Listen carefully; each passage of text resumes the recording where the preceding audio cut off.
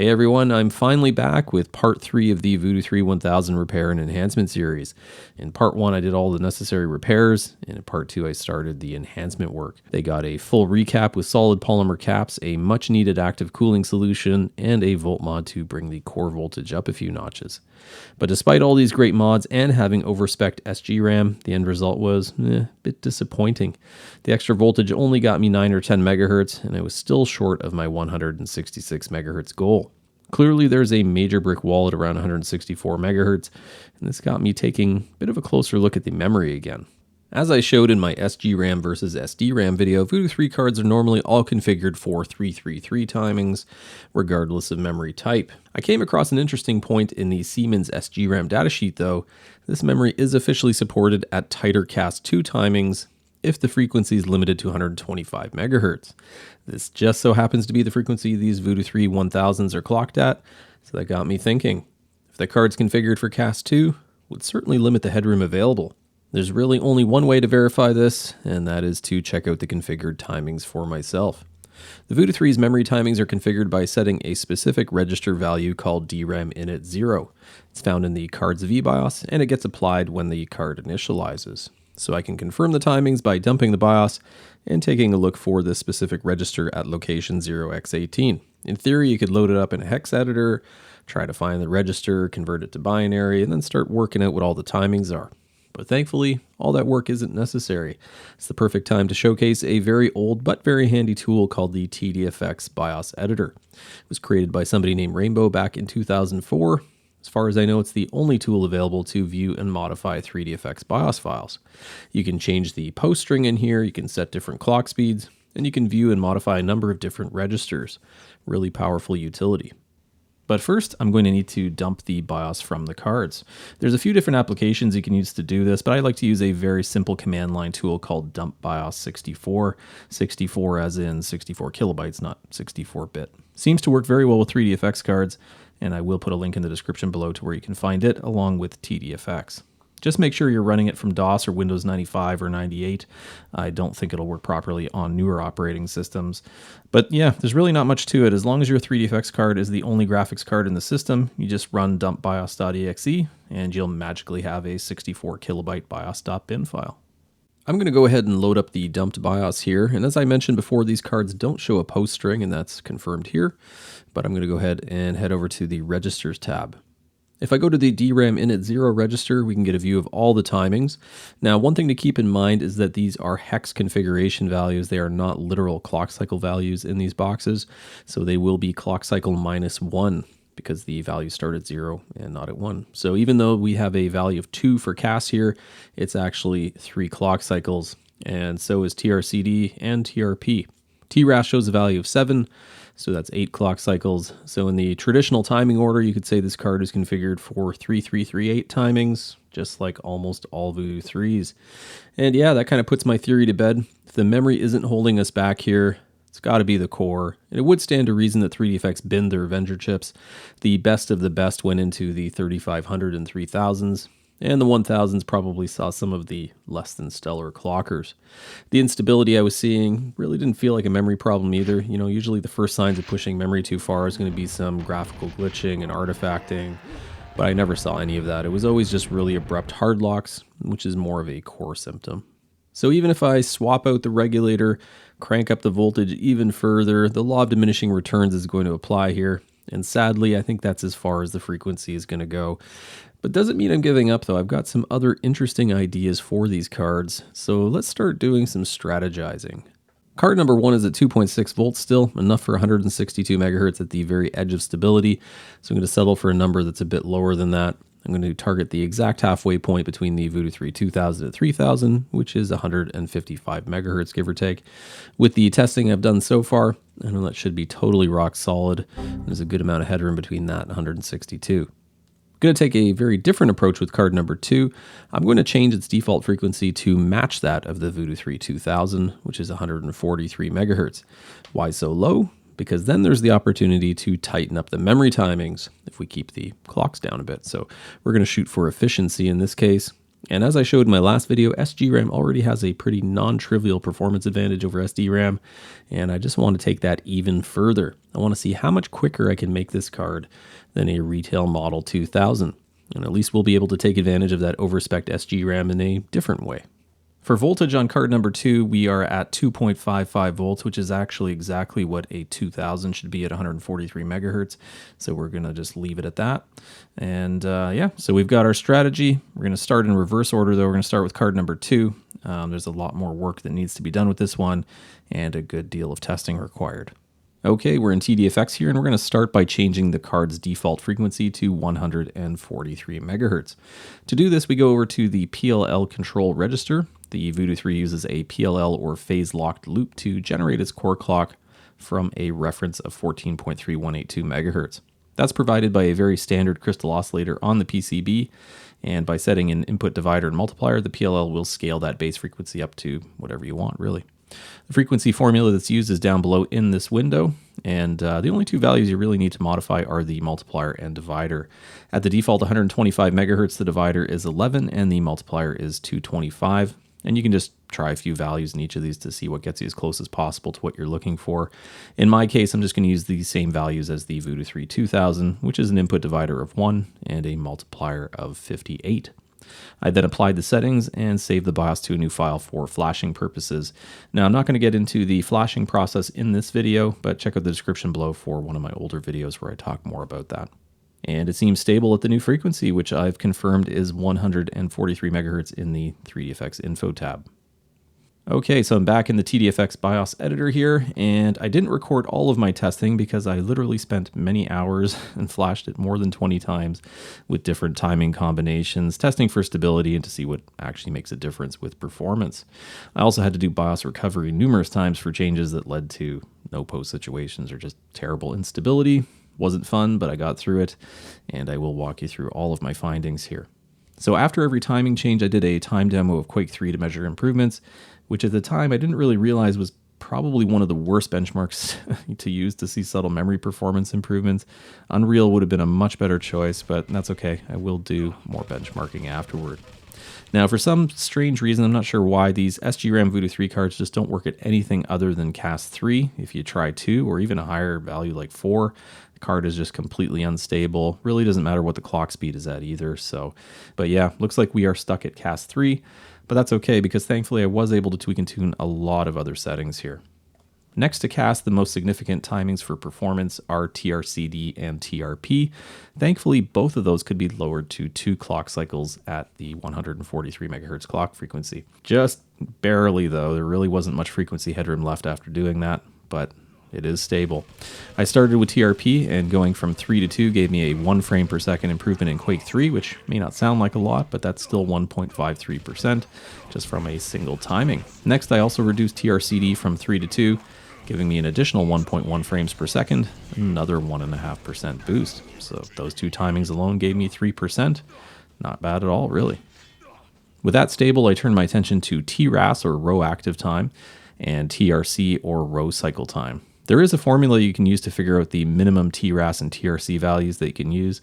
TRAS cannot be less than TRCD plus your cast latency, so in my case that's 5 clock cycles, but these cards were only happy at 6. Still a nice reduction from the default of 8. And that gave me about 0.3 frames per second, or 0.4%. Not as significant, but still something measurable. And for TRC, or row cycle time, we're at 11 currently. TRC can't be less than TRAS plus TRP, so that's 8 cycles. But again, 1 clock cycle higher was needed for stability, so I went with a value of 9 for a nice reduction. That gave me a little more than 0.2 frames per second for 0.27%. The only other two timings that seemed to help with performance were TBWC, or block write cycle time, and TRRD, or row-to-row delay. TBWC is at 2 clock cycles by default, but I had no issues dropping that down to 1, and that gave me another 0.2 frames per second, or 0.2%. Now, if you saw my previous video on SGRAM versus SDRAM, you'll remember I said that turning block write on or off didn't really seem to provide a measurable difference in 3D games, but this timing would seem to indicate otherwise, which is really interesting. Reducing this would make block writes, not regular writes, quicker, and that clearly helps in Quake 3. TRRD, row active to row active, was also fine going from 2 cycles to 1, and that gave me a similar gain, about 0.2%. All of the other timings here didn't really help. Things like read and write to pre, TMRS, TDQR, and other variations of alphabet soup, so I didn't see the point in lowering them since it may impact stability for no real measurable gain. As I showed in my last video, the SGRAM specific write per bit option is disabled by default, but turning it on had no benefit whatsoever in my previous testing. The one setting that did make a measurable difference, however, was disabling the dead bus cycle. So this is basically just a 1 clock cycle delay when the memory controller switches between read and write modes.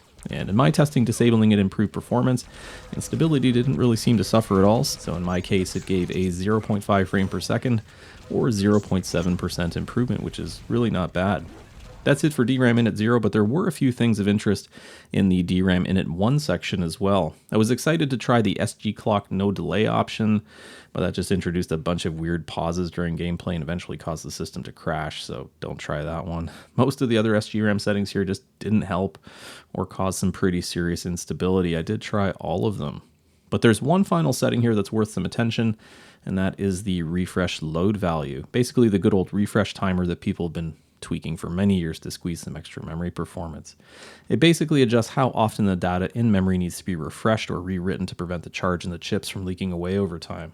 Some amount of refresh is always going to be required, but increasing this value means it's just happening less frequently, leaving the system more cycles to do other useful memory things and improving performance slightly. I don't fully understand what the value here actually means, but higher values cause less frequent refreshes and better performance. I settled for a value that was 50% higher, so I went with 36 up from the default of 24, and that provided a performance improvement of about 0.2 frames per second or 0.26%. I did try higher values all the way up to 72, which was still stable with the Siemens memory, but didn't really see any more performance gains, so I just stuck with that value. Okay, so that's quite a few settings I could tweak. And if I do all the math correctly, it improved performance by about 3.8 frames per second or 5.3%, and that is on top of the performance advantage that SGRAM already has over SDRAM used in the Voodoo 3 2000. One quick thing I wanted to mention, there does appear to be a bit of a bug in TDFX when it comes to the TRL read to pre-timing. As I was doing my testing, I noticed the value would jump around depending on what you set the other timings to, and I'm not sure if TDFX is just reading the bits incorrectly, or if it really is being set incorrectly as well. But thankfully that timing has almost no bearing on performance, so I didn't really pay it too much attention. But yeah, just be aware if you see some odd values there. So that's it for card 2. I'm really happy with how it's performing, and it seems to be totally stable. We will do some more thorough testing and benchmarking soon, but it is time to move on to card number 1. All right, so some very frustrating time has passed.